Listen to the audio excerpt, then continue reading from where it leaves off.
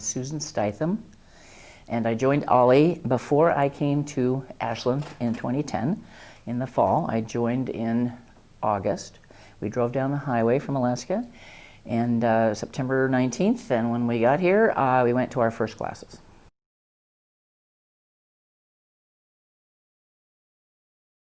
Because we'd been members in Fairbanks, Alaska, which I discovered OLLI after I retired from teaching high school in 2003.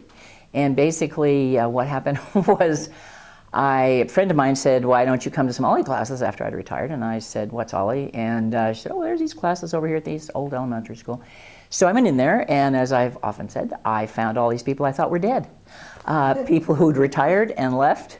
And here they all were busily doing OLLI things, and so I pretty much the next term I started teaching for them. Actually during that I made a sort of faux pas that I didn't realize, because they asked me to write up my little bio, and I wrote that teaching remedial seniors Shakespeare was my favorite English class to teach. And the program manager there at Fairbanks wrote back and said, what are remedial seniors? I, of course, was in the world of high school thinking of 12th graders. So do we drool or something? But anyway, so I learned quickly that teaching at OLLI isn't exactly the same thing as teaching young people, although there are similarities.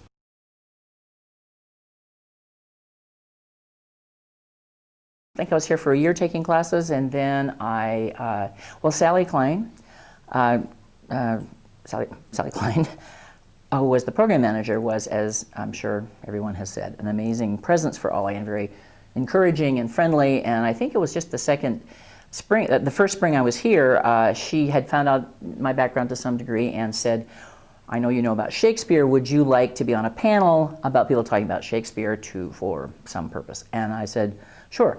And so that's how I met some of my fellow Shakespeare mavens here. And then from that I said, well, I'd like to teach classes, but I really don't know. What I taught in Fairbanks had been sort of, Shakespeare classes that I was Mrs. Shakespeare in Fairbanks because it's easy to be there. But here in Ashland, there's a little bit more competition for that. So I had to find a niche. And so I found a niche because Sally actually encouraged me by saying, there are many people here in Ashland who don't go to the Shakespeare plays at OSF because they had bad experiences in high school or whatever. And so they just go to the other modern plays. And so I thought, maybe I could apply some of the things I used in the classroom for K-12 to help people appreciate the OSF plays. And so I started teaching, and then about, I think in 2013, in the spring I guess it would be, I got a phone call from a person I knew from church who said, your name came up, would you like to be on the council? And I said, what's the council? Heard a little bit more about it and thought, I haven't gotten really involved here in Ashland in anything, and I love OLLI. I think it's a great gift to the community here at Fairbanks and everywhere. I could do that. I've been on many public policy boards and other boards, and I thought, this is something I know how to do and I really would like to help. So I agreed and was elected and served for 3 years.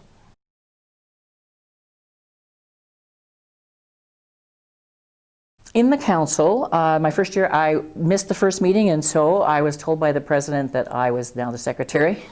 So I said, okay, I've been secretary before. I like to write things down. That's good.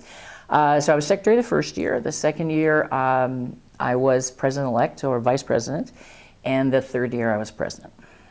And since then, for the last 2 years, I've been chair of the curriculum committee.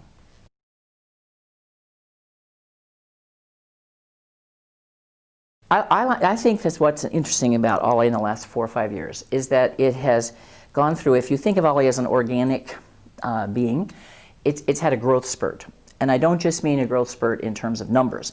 The numbers definitely have increased, but because of the numbers, and because of the number of classes that have increased, the number of instructors, the growth spurt has come very opportunely in terms of the sophistication, the complexity, maturity of the organization. And it's kind of like other organizations I've been part of where they move from what we may call a mom and pop kind of thing where everybody kind of knows each other. The group that starts it is all together. Everybody understands without talking about it what the values are and the mission. And then it gets bigger and bigger and kind of lose track of all of that, and you don't realize the old practices don't work, and we haven't really thought about new ways of living in this new world. The other thing about OLLI is that it's a parade, I like to say that. And it's a parade of leadership, a parade of members, a parade of instructors. Every year is different. And so you don't have the institutional memory sometimes that you do in other organizations. So that is an issue that was of a concern. So 3 years, I guess, 2013, when I joined, I was surprised to find the council was talking about a building. And so when I asked about, well, how was it approved and what are the plans, there really weren't any. It was kind of, we jumped in the middle of this building idea. They didn't use parliamentary procedure really, which as a person who is, policies, procedures, structures are important to me, and it was something that I have worked on in many, many circumstances. And so I was just, everybody sort of talking. I kept raising my hand, nobody called on me. So I finally thought, well, I guess I'll just have to talk out. I wondered if everyone had missed second grade. But what we've done is gradually introduce the concept of taking turns and raising our hands, which I think makes for a better meeting. Let me just put this story in, because I think this really sums it up. There was somebody who served on the council with me, who was a year ahead, as we say, my first year. And then he had to leave the council because of family issues. He's come back to the council now 4 years later. And he has expressed multiple times how amazed he is at how much things have changed in just that time. So that's what I mean by the growth spurt and the maturity. I would say the examples of that are the strategic plan, which started when I was president-elect. I think probably my best accomplishment that year, it was encouraging the development of a strategic plan. Not everybody saw that it was time or we needed to do that. And the other was to make sure and find that Lorraine Vail would be the chair. And she at the time was a first-year council member, but she was absolutely the right person to be the chair. She did a tremendous job. And then I served on that strategic plan committee, which worked for a year. And our concern was to be sure that it was bought into by as many members of OLLI as possible. So there was a very long, exhaustive process, taking a draft out to membership meetings, committee meetings, and I think the document shows that kind of care. And so it was adopted when I was president, and so that is one of the things I think was helpful, to give a direction for 5 years, and it's almost time to re-up and do that again. The other thing that happened when I was president is we had a new program manager, first-year program manager. We'd had a long-time person before that, a slight interim, and then we hired a new person. I've had quite a bit of experience in organizations where there is sort of a dual focus of leadership. So you have a governance committee and then you have a staff. And the relationship between governance and staff it's unlike anything else. It's a dance. And so the question of, even though in OLLI we are part of SOU, and so our staff are employees of SOU, the council is also part of, they're not the employer and they're not the supervisor in an employment situation, but they are the director. The council does give direction to the program manager. And so that was a learning experience for the new person and for our council because the council had relied in the past on a person who'd been there forever and had a huge memory and for everything. And so this was a new experience. We redesigned the policies. We looked at everything and trying to look at procedures and structures that would help take OLLI into the 2020s. And we, for example, we shrunk the 13 committees that had just sort of grown into 5 committees that were focused on the mission. So I think that's it.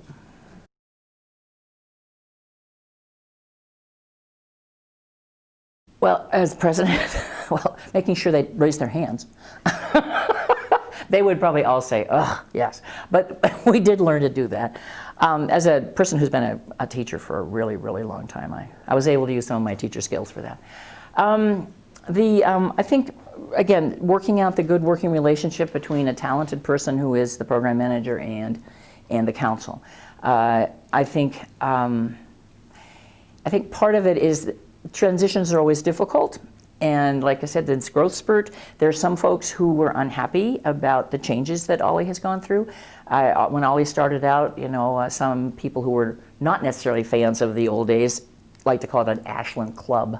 And so, when it's 150 people who know each other, that's one thing. And some of those folks are still around, and they felt alienated and kind of isolated because there are now 1,800 people. And they don't know everybody in every class. And now Medford is growing, and it was like, this isn't the OLLI I knew and loved.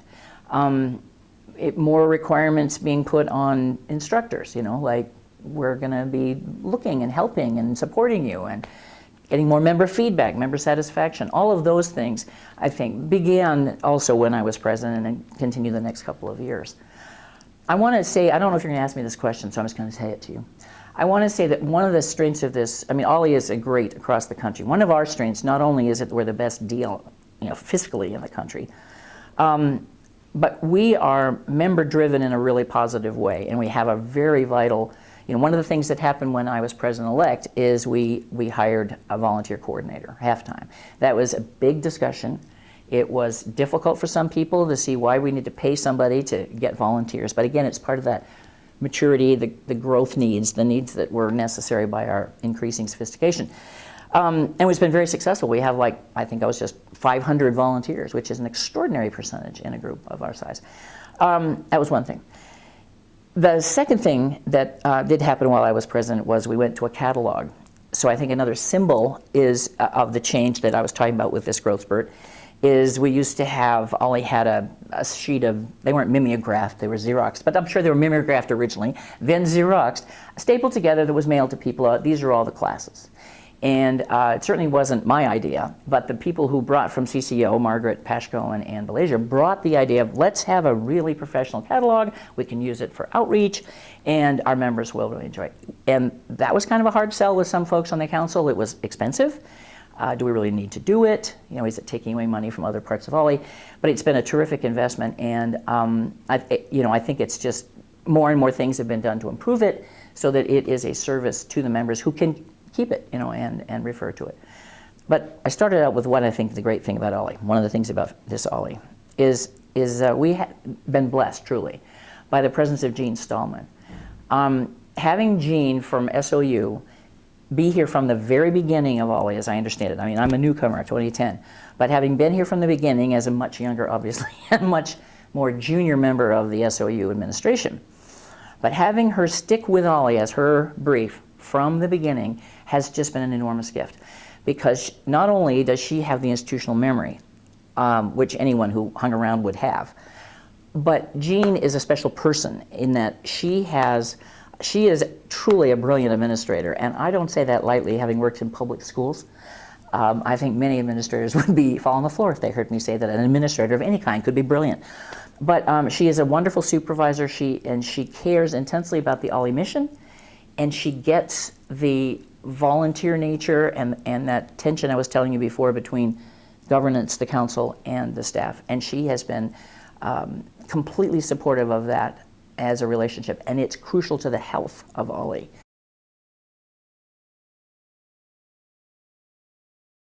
One of the things, again, about this community that is so appealing is the richness of the experience that people bring to OLLI. And I like to say that that this area is full of formally important people, FIPs. The richness of the national involvement, international involvement of many of our instructors and many of our volunteers has been fascinating. So getting to know people whom I worked with, we have a 9-member council, so you really find out a lot about folks working together. When I moved here, I was anxious because I thought, if you move and you don't have children in school and you don't have a job, how do you, I'd lived in Alaska for 43 years, how do you meet people? Our friends, many of our good friends are from OLLI, and it's because of working together. Certainly being in classes with people, but being a volunteer on a project, as everyone knows, is a way to really get to know folks. So I learned a lot about the people and the amazing gifts that they brought. That's another piece of what's been so amazing about the last 3 or 4 years. I feel like it's been a real privilege for me to have been in the leadership position during this particular time because, of the needs as we were growing, as I said, and being able to bring the skills that I had from my own experience on public policy boards in Alaska nationally and in the state to that, but also it's just, I know there's a math term for this, it's sort of like synergistic or something, but it's not arithmetic, it's geometric or something. There you go. I was an English teacher. That the power of bringing together so many people with such amazing backgrounds, so many bright and caring people who have values. Working on the strategic plan which was the same year I was president, was a pleasure, and that is not a sentence many people can say. I've been on other strategic plan groups, and they've been like, I'd rather go to the dentist without Novocaine. But this was a pleasure because so many people brought their gifts to the table, and I think we got a good document. So that was one thing that I learned. I learned again, as I have many times before, the difficulty and the difficulty of change for some people, and the importance of figuring out how to help. I'm not saying all change is good, because believe me, sometimes change is just change. But if it's a change that an organization needs to make, the importance of involving as many people as possible, and the wonderful pleasure it is to work with people who share your, not necessarily your approach to problems, but they share your commitment to getting the problem solved. And we've just been lucky in the people who've been willing to spend so much time for OLLI right now, and I feel like that's been a real gift for me. So I learned some more about myself, I suppose, in that kind of situation. You can't just say, let's go over the hill, come on and follow me. You've got to figure out how and why and help people be there. They weren't as bad as dealing with the Alaska legislature. I honestly think our slogan that the CCO came up with is brilliant and does that for me, which is come for the classes, stay for the connections. I think those are the two pieces of our mission statement. They are the two pieces of what OLLI is all about for people. You know, I like to say also that the only thing more fun than taking classes at OLLI is teaching classes at OLLI, and so we have a large number of people who love teaching and many more who have the potential to do that. And I think that's just a gift to people in our time of life demographically, is to sort of keep us alive, and intellectually as well as physically. And I think there is we have an instructor here, a beloved instructor who's in his 90s, and he told us last year, he said, my doctor tells me I can never stop teaching at OLLI because it keeps me alive. And I think that's, and being a member of OLLI, again, you know, the classes, there are people who take 10 and 11 classes because of our really good financial piece of that, and are just, yeah.